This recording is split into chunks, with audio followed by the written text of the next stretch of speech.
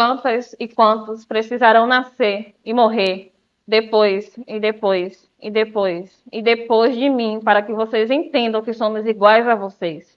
Porque quando cortados, os nossos sangues têm a mesma cor. Nascemos pretas, brancas, indígenas. Ninguém nasce escravo, tornam a gente escrava. O que diferencia vocês de nós são as oportunidades.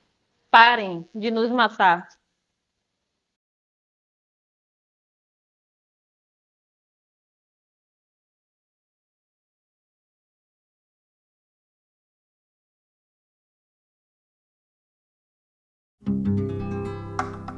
Negro é a raiz da liberdade. Negro é a raiz da liberdade.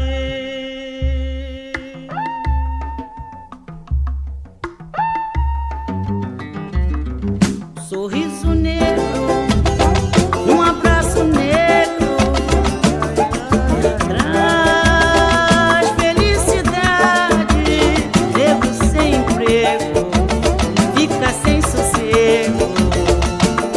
E negro é a raiz da liberdade. Um sorriso negro, um abraço negro.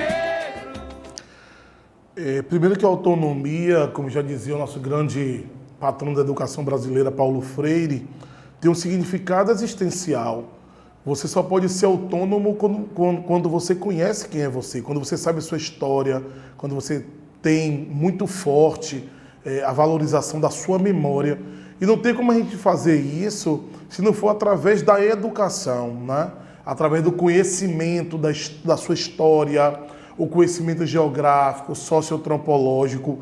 E quando a gente fala em negritude, a gente fala de uma perspectiva de um país que teve quase 400 anos de escravização dos corpos negros e que, pior que é isso, a todo momento tentou retirar do povo preto essa construção identitária, essa sua origem, essa sua religiosidade. Então, não tem como a gente falar em construir seres autônomos se a gente não dá essa perspectiva de uma possibilidade da educação, né?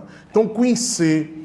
Então, a gente tem aí a Lei 10.639/03, que versa sobre isso, né? O Estado brasileiro obriga, na verdade, as escolas, os estabelecimentos de ensino da rede pública e privada a formar sujeitos negros e não negros a conhecer, né, a sua origem. E a mim, por exemplo, não foi dada essa possibilidade quando criança. Essa possibilidade foi construída principalmente, eu acho que como Nilma Lino Gomes, professora Nilma Lino Gomes fala sobre o movimento negro educador. Quem foi esse movimento negro educador para mim? Foram os blocos afro nos anos 80. Né? Os afoxés, foi o Baldauê, o Ilê, o Olodum, o Zenza, com composição de músicas lindas que vinham através dos festivais. Né? E ali tinha essa história, essa memória. Eu aprendi a partir dali que eu não descendia de escravos, de sujeitos que foram escravizados, mas muito mais, que eram reis, rainhas, príncipes e princesas, e que cruzaram o Atlântico e construíram essa base da sociedade brasileira, né? Toda essa arquitetura, toda essa gastronomia, a economia, tudo é construído com um braço também negro, de uma perspectiva, né, desse mosaico étnico, racial, cultural. Então, nós somos plurais. Então, é necessário que a gente, para ser autônomo, para a gente andar com a cabeça erguida, para a gente ter uma identidade fortalecida, a gente realmente adquirir conhecimento, que conhecimento é poder. Então, quando se tira o conhecimento, alija, principalmente os mais jovens, de conhecerem, né, esses pilares, é mais fácil ser dominado, é mais fácil manter o racismo. Então, para a gente ter uma sociedade antirracista, a gente primeiro precisa fortalecer esses laços, primeiro com os negros. Então, tornar-se negro. Porque foi tirada essa perspectiva também de cada vez mais do negro não se sentir negro. Então, ser negro é muito mais do que simplesmente um fenótipo. É um estado de espírito, É você reconhecer a si mesmo como parte desse legado ancestral de tanta coisa boa, né? Isso é fundamental, isso é importante e foi assim que me construiu, através desse processo que se dá do meu encontro com as minhas raízes, com a minha história, com a minha memória. Então, que toda a juventude negra e não negra conheça a história. Claro, a história europeia já está posta, mas a gente tem um currículo afro-indígena centrado, que a gente tem essas outras possibilidades de mostrar todo esse recorte. A gente vai ter uma sociedade mais justa, mais democrática, porque não tem como ter democracia se a gente incluir mulheres, negros, indígenas, ciganos, brancos, todo mundo. Então é preciso, para a gente ter uma sociedade plural, diversa, né, com justiça social, que a gente respeite a cultura dos povos originários, mas também daqueles que vieram desse processo nefasto que foi a escravização dos corpos negros dos povos afrodiaspóricos. Viva a luta de Zumbi, viva a luta de Creuza, viva a luta de Abdias, viva a luta de tanta gente, Ruth de Souza, Chica Xavier, Olodum, tanta gente que ajudou, né, a construir essa sociedade. Então, isso é autonomia, a consciência libertária. E só tem libertação quando a gente adquire conhecimento. Mas o conhecimento que liberta, não o conhecimento que aprisiona. Então, conhecer tudo que vem do negro é libertador, é alfabetizador, é ser antirracista, é ser decolonial. Isso é importante. Para mim, ser negra ou tornar-se negra não vem somente da aparência ou das características físicas, mas também das vivências na sociedade, incluindo a conexão entre a nossa cultura e a história. Eu tomei a consciência de o que é ser negra quando eu deixei de ser influenciada pelo aquilo que a sociedade e a mídia colocava. Nos anos de 2017, 2016, por aí, foi um ano em que eu estava formulando a minha ideia, né? E eu, por volta dos 13 anos de idade, 12, 13, foi um ano muito difícil para mim porque eu estava entendendo ainda o que era me tornar, o que era ser, qual era a minha identidade. E pelo que eu era influenciada na época, eu não via jornalistas pretas com cabelo black, eu sempre via jornalistas brancas do cabelo liso e quando era alguém preta era sempre do cabelo liso, sempre do cabelo alisado.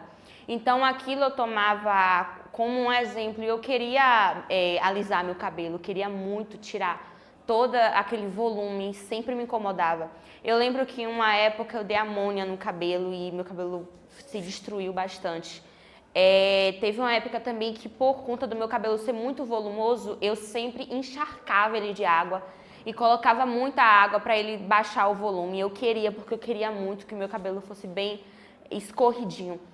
Só que depois de um tempo, por volta de 2020, 2021, eu fui tendo a consciência do que era meu cabelo, o que significava o meu cabelo, qual a importância dele, a força que ele tem.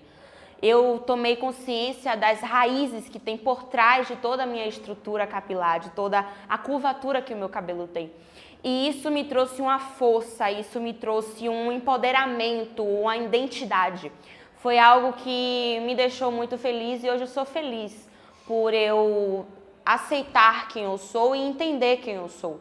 Eu sou muito feliz por ter esse cabelo que alguns anos atrás para mim era motivo de baixa autoestima, era um motivo que me deixava triste, mas hoje eu sou muito feliz por ter ele. E eu tenho muito orgulho de ter ele.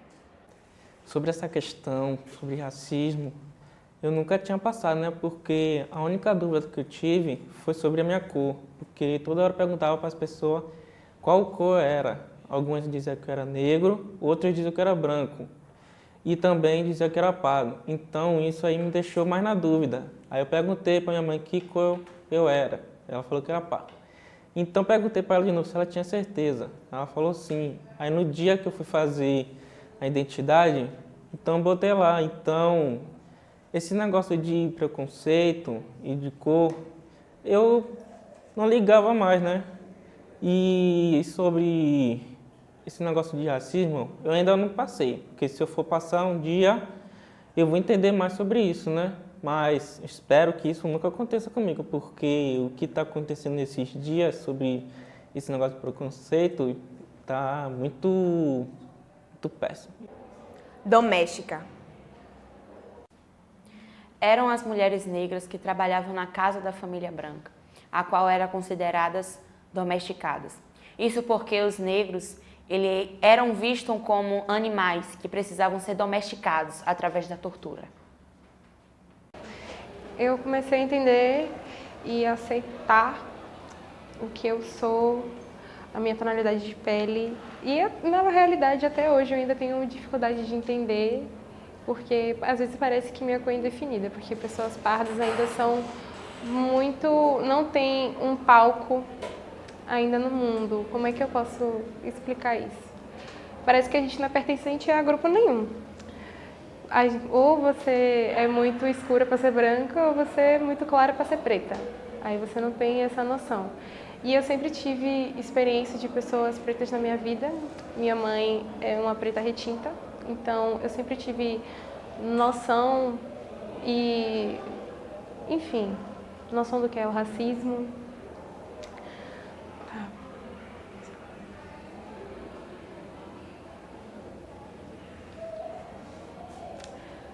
E eu comecei a entender e procurar tudo isso ano passado. E foi muito difícil para mim, ainda é um assunto muito delicado, porque algumas pessoas vai acabar diminuindo a minha tonalidade de pele, vai falar que eu sou branca ou que eu sou preta. E é isso.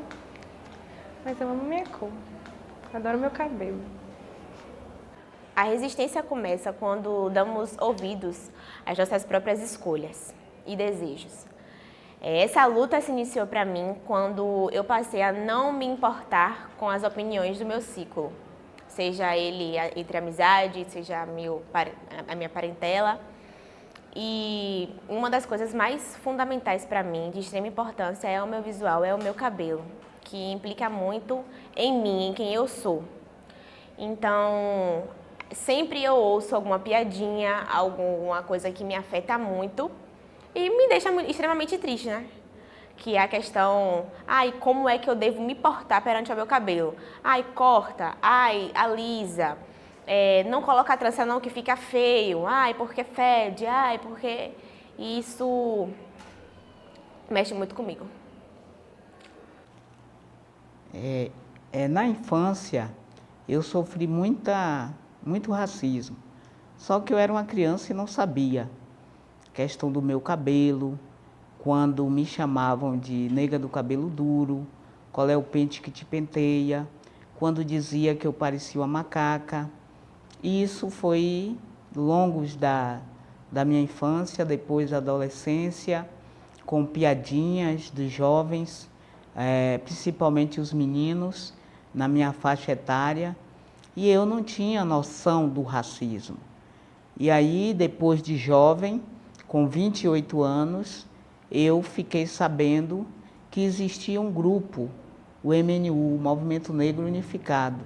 No MNU se discutia a questão racial no Brasil e no mundo, né? Porque esse racismo não é só no Brasil, ele é no mundo. Eu vivi isso quando eu fui na Índia, eu vivi isso quando eu fui para a Alemanha, né, quando estava dentro de um trem, de um metrô, e entrou no metrô um grupo de skinheads, e eles começaram a falar coisa, eu não entendo alemão, então eu não sabia o que é que eles estavam falando, mas eu sabia que não era coisa boa, né?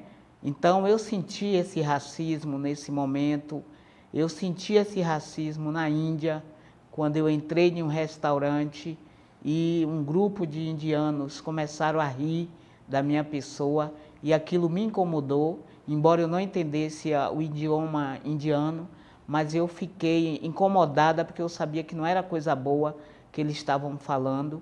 Então, em vários momentos da minha vida, eu sofri e vivi esse racismo, né? E então, para mim foi muito importante descobrir o racismo e começar a lutar contra esse racismo.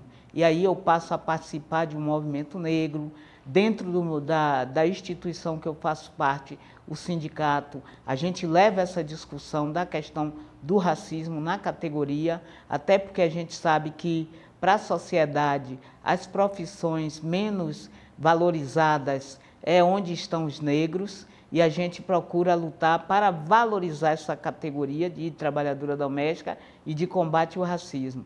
Então, o meu cabelo, hoje usando os drags, com certeza é uma resposta para o racismo que eu sofri na infância e até na juventude. E hoje eu me assumo enquanto negra, me amo como mulher negra, com meu cabelo rasta, com o meu corpo, que eu sei que a nosso corpo é diferente, né? Os nossos traços. Então, é muito importante a gente se amar como a gente é, independente do que os outros pensem. E aí os termos racista, a gente tem que combater, não aceitar de jeito nenhum, porque nós temos valor, nós somos tão importante quanto a pessoa que não é negra. E a gente sabe que, infelizmente, o racismo é tão forte na sociedade que muitos jovens e pessoas não se aceitam como negras, né?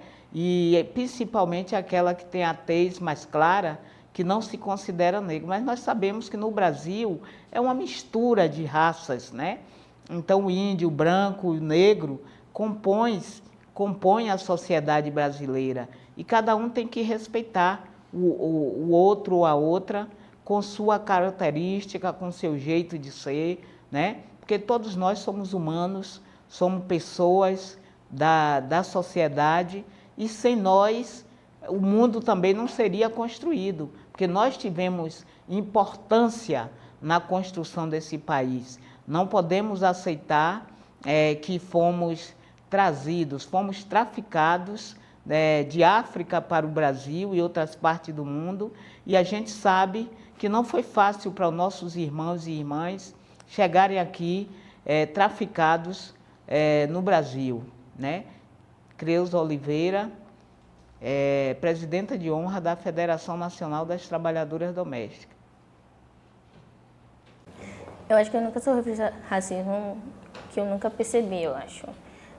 Mas eu vou contar uma história do meu pai, que eu vi e aconteceu realmente. A gente estava no shopping, na C&A, e eu estava bem... Meu pai entrou primeiro na loja, depois eu. E ele foi andando bem na frente, olhando todas as roupas. Quando eu fui perceber, tinha um segurança rodeando ele, passando rádio, falando dele. Aí eu cheguei no próprio segurança e perguntei se tinha algum problema. Ele pegou não e saiu, fingindo que nada aconteceu. Eu cheguei no meu pai e falei.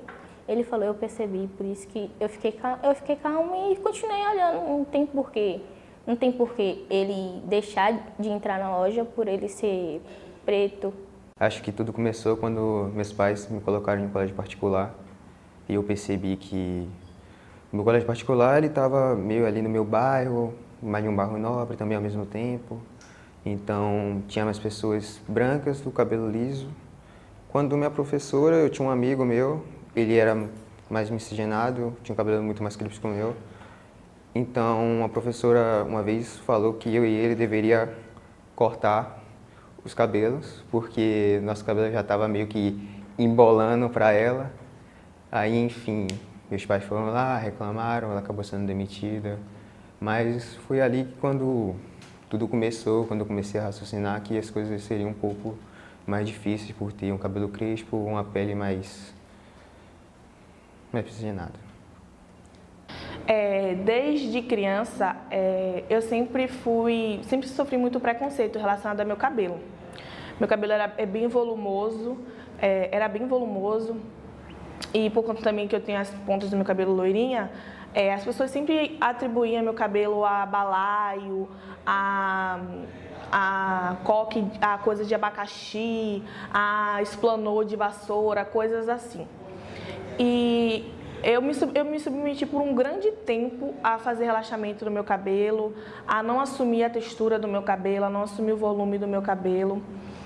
E quando chegou meus 16 a 17 anos, que eu fiz Big Shop, me submeti à transição capilar e foi muito difícil porque eu não me sentia representada, não tinha referências de pessoas que tinham passado por essa situação, ou não me sentia acolhida por conta também que ainda estava na época meio que, tipo, estava a ascensão de verdade, mais ou menos assim, do Big Shop. Mas as meninas que eu mandava, as minhas amigas ainda tinham cabelo liso, então não tinha meio que, tipo, alguém para poder compartilhar uma dica ou uma forma de deixar meu cabelo mais bonito. E também, quando eu ia ao mercado comprar alguma coisa, não me sentia muito representada pelas embalagens que vendiam os produtos. Não era uma pessoa com nariz igual ao meu, cabelo igual ao meu. Era uma imagem meio que caricata de uma pessoa, de uma mulher na embalagem. E hoje também a gente tem que reconhecer que os produtos de cosméticos estão em grande ascensão, está crescendo, mas ainda não atende da forma que precisa ser atendido a variedade de curvaturas, a variedade de texturas de cabelo, a imensidão de formas, de jeito de usar, produtos que sejam abrangentes, produtos que sejam acessíveis para o bolso de mulheres ou de homens, enfim, de pessoas que tenham cabelo crespo, de pessoas pretas principalmente, de produtos que sejam realmente, que sirvam realmente para tratar o cabelo, que não sejam para mascarar ou só para vender. Produtos que tratem o cabelo, que empoderem as pessoas, que as pessoas se sintam representadas, que as pessoas sintam prazer de tratar, de usar seu cabelo, o volume do seu cabelo. E que também precisa também as pessoas que têm um cabelo crespo assumirem seus frizz, assumirem suas verdadeiras curvaturas, deixarem de lado essa questão de definição de cabelo, desse perfeccionismo, de finalizações, que meio que a gente vive um tabu de não poder usar a nossa textura do nosso cabelo, usar o volume do nosso cabelo normal, por conta de receio, meu cabelo está frisado, meu cabelo, o cacho não está perfeito, sendo que cada cabelo é lindo, cada cabelo é perfeito do jeito que é e está tudo bem. Nhaca. Desde o português do Brasil colonial vem sendo usado para referir-se ao mau cheiro, ao forte odor. No entanto, Nhaca é uma ilha em Maputo, em Moçambique, onde os povos Nhacas vivem. Eu tomei ciência do ser negro quando, ao entrar em lojas, eu era seguido pelo segurança e, a todo momento, mesmo sem fazer nada, eu era tirado como um marginal.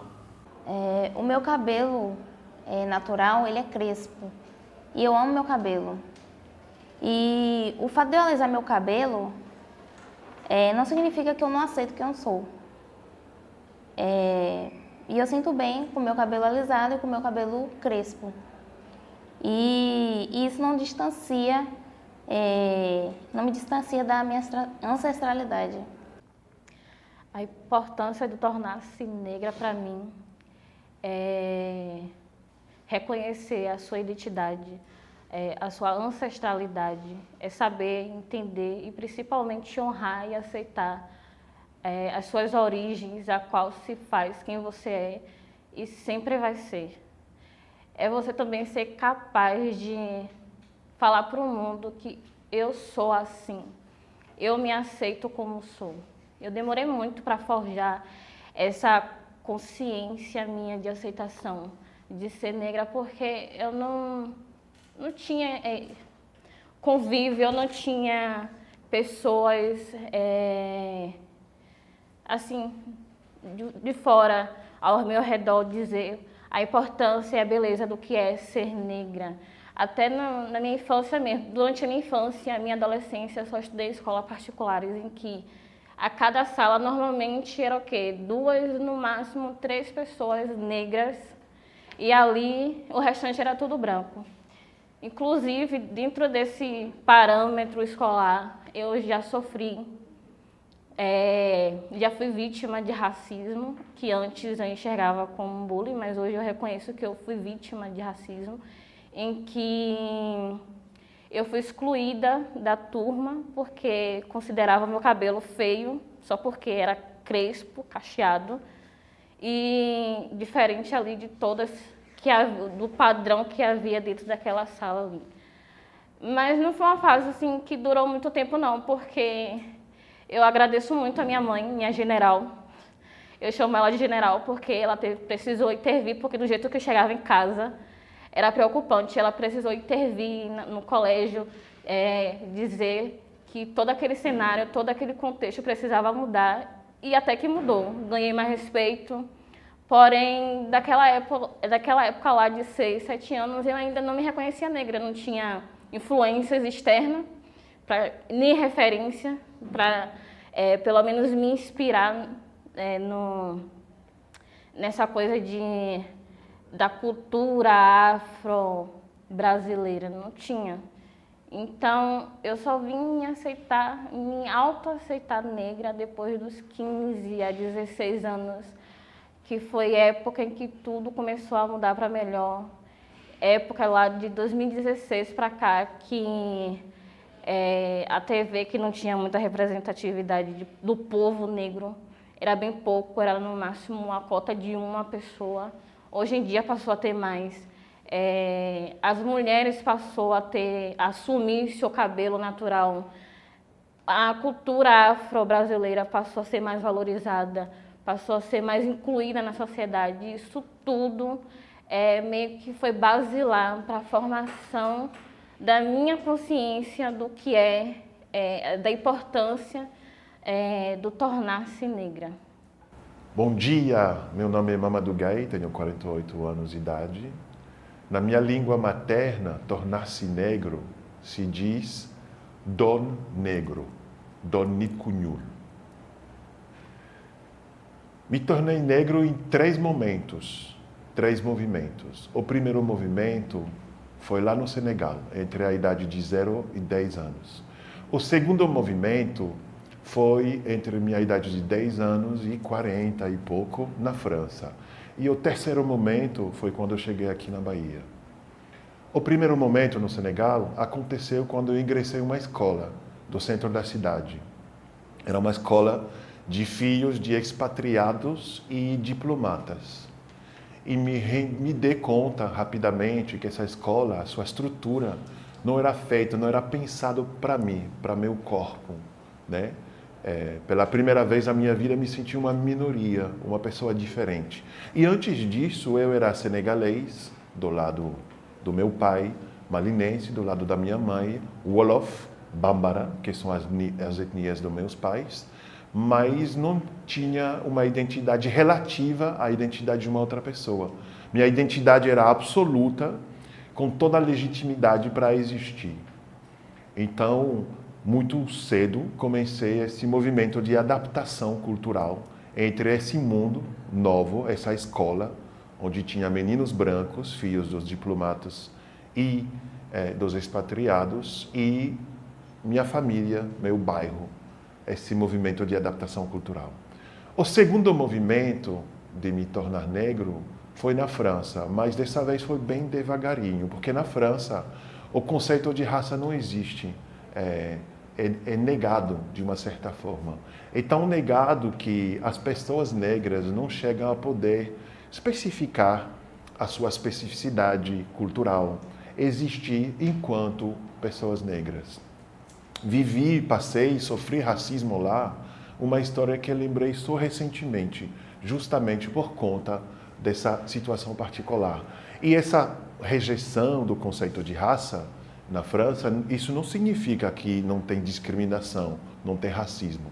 Bem ao contrário, mas é uma coisa mais sutil. Então, essa conscientização de me tornar negro, nesse segundo momento da minha vida, foi bem devagarinho.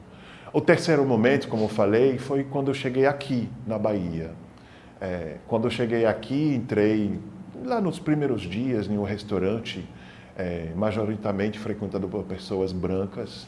E quando eu entrei no restaurante, senti uma mudança do clima no restaurante. Todo mundo parou para me olhar, senti que as pessoas estavam meio que duvidando dessa situação. E até os próprios garçons, pessoas negras, funcionários, ficaram surpreendidos também por essa situação. Mas esse tornar-me negro aqui na Bahia passou também por uma outra perspectiva. A perspectiva de encontrar um povo negro, um povo preto, que usava a herança africana, a cultura africana, para tensionar a estrutura racista, para questionar a sociedade e a dominação branca aqui na Bahia, no Brasil e nas Américas, de forma geral. E uma das expressões cultural dessa conexão cultural que o povo negro faz com a herança africana é o candomblé. Eu vi através do candomblé uma forma para o povo preto, para o povo negro, de resistir, né? De recriar essa família que foi destruída pela colonização e pela escravidão. Então, me tornei negro completamente quando me reconectei com minhas irmãs, meus irmãos negros daqui, da diáspora, nas Américas, e de uma certa forma com parentes com quem nunca deveria ter sido separado. Eu tive a consciência quando, aos 10 anos, eu fui na escola, fui rejeitado pela minha cor. Desde então, daquela situação, eu sabia que a vida não ia se tornar mais fácil para mim, simplesmente pelo meu tom de pele. Quando eu era criança, eu lembro que eu comecei a discutir com um menino da minha sala. De repente, ele me chamou de macaco. E aquilo mexeu comigo de uma forma que eu não esperava. E foi ali que eu percebi o que é ser negro na sociedade que vivemos. Atualmente, eu ainda vejo essa intolerância, esse preconceito, mas eu tenho orgulho de saber que a minha cor e a minha raça vem de uma luta da qual eu tenho orgulho de pertencer. Meu tom de pele e meu cabelo era uma coisa que me incomodava muito quando eu era pequena, principalmente porque meu irmão e minha mãe eram um pouco mais claros que eu. E aí eu me sentia muito incomodada, achava que era estranho, era ruim, pelo fato do racismo estrutural. Mas hoje em dia eu vejo que não tem diferença, não é porque eles são mais claros que eu, que eles são melhores. Ovelha negra. Expressão em que a palavra negro tem um significado pejorativo, algo impuro, algo ilegal. Sempre duvidei da minha beleza fisicamente falando. Quando eu era menor, quando eu tinha 12 anos, minhas amigas todas que estudavam comigo tinham cabelo liso. E eu achava aquilo estranho, porque tipo, só eu era a única que tinha cabelo cheio e crespo. E aí eu cheguei em casa e comecei a chorar. E falei pra minha mãe, poxa, minhas amigas todas têm cabelo liso, cabelo mais baixo que o meu.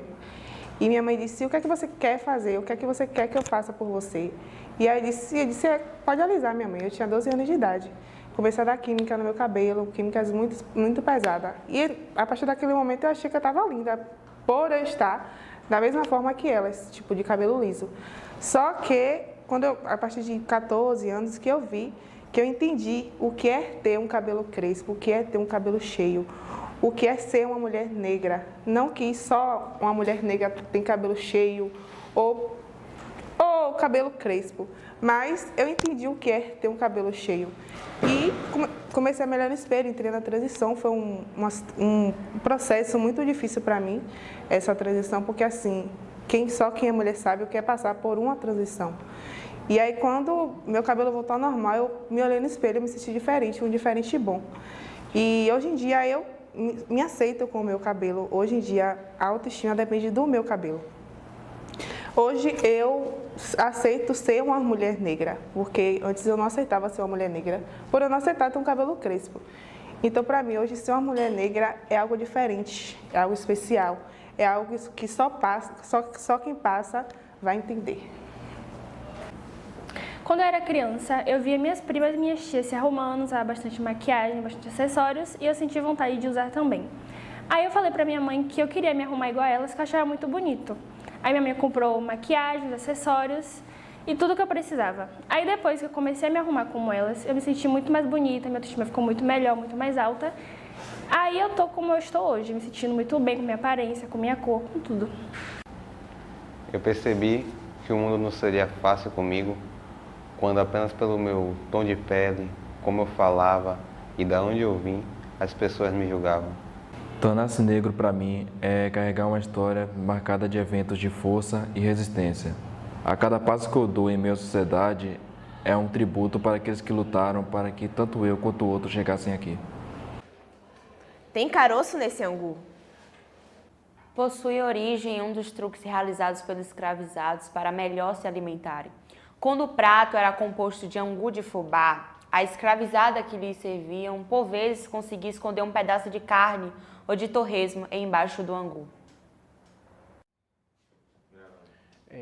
Foi quando eu fui em um podólogo e quando eu cheguei lá, todas as atendentes e todo mundo que trabalhava lá era negro e só pessoas que iriam lá para fazer o serviço eram brancas.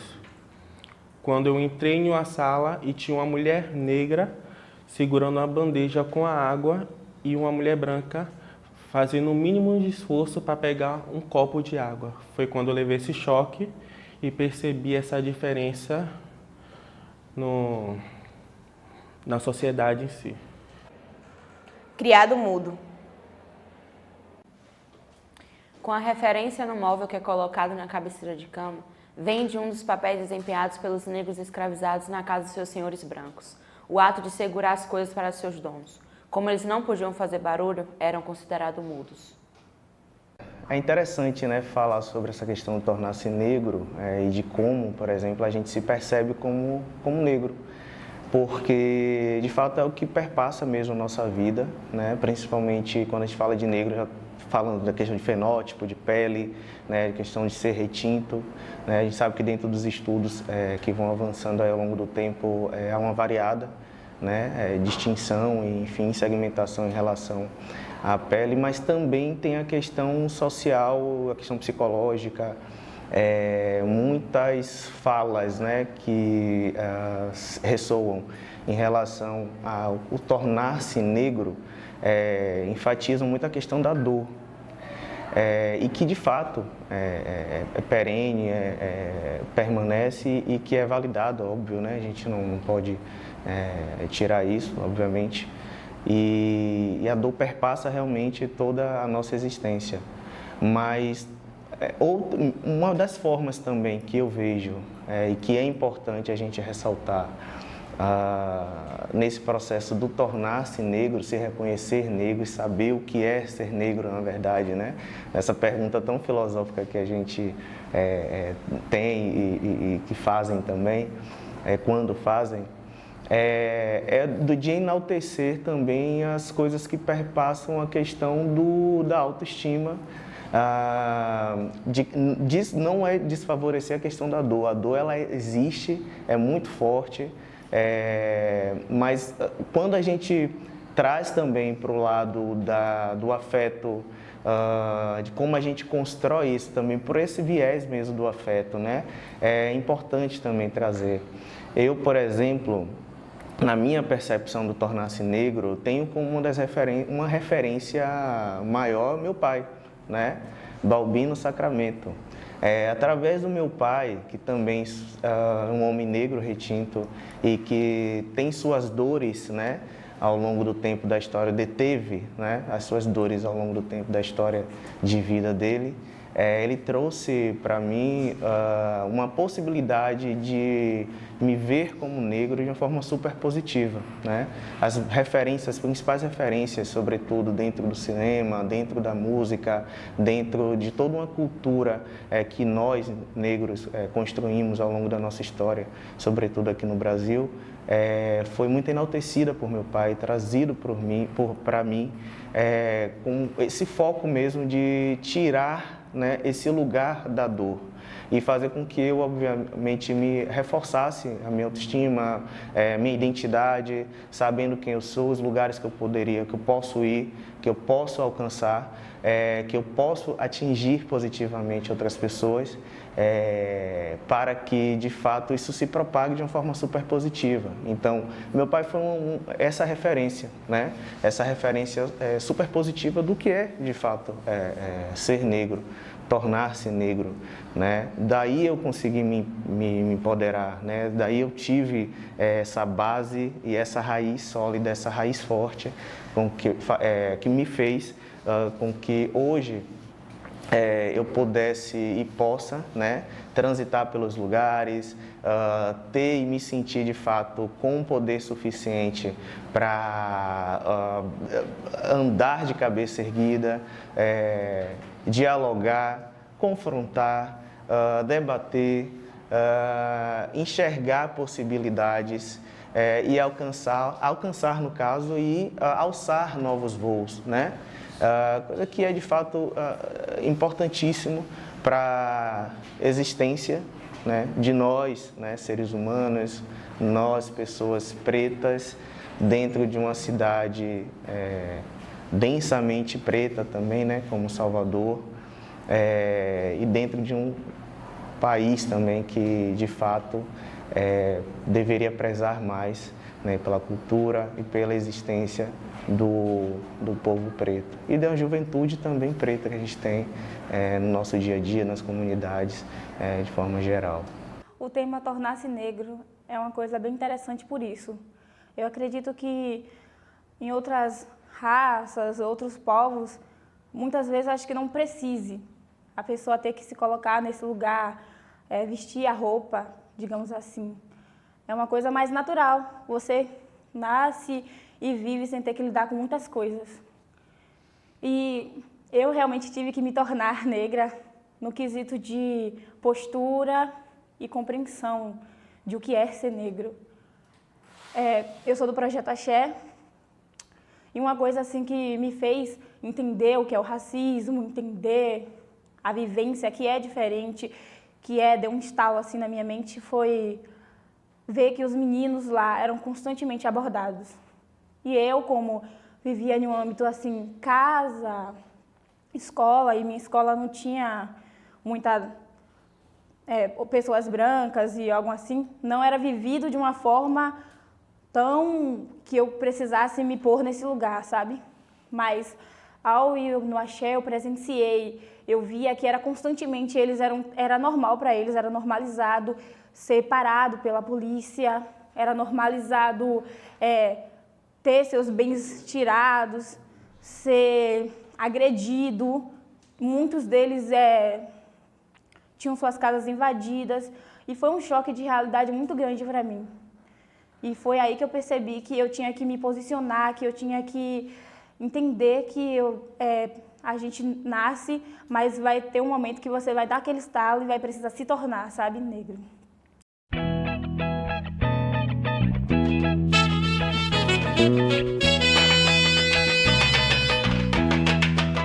Eu sou preto, trago a luz que vem da noite. Todos os meus santos também podem lhe ajudar. Basta olhar pra mim pra ver por que a lua brilha. Basta olhar pra mim pra ver que sou preto da Bahia. Eu tenho a vida no peito das cores vivas. No meu sangue o dendê se misturou. Eu tenho o fogo do suor dos amantes e a paciência do melhor caçador. Eu sou preto, vou te encontrar alegria. Minha fantasia é mostrar o que eu sou. Vim de Pirajá cantando para Oxalá, para mostrar a cor do Alá de Salvador. Eu sou preto, pai da noite,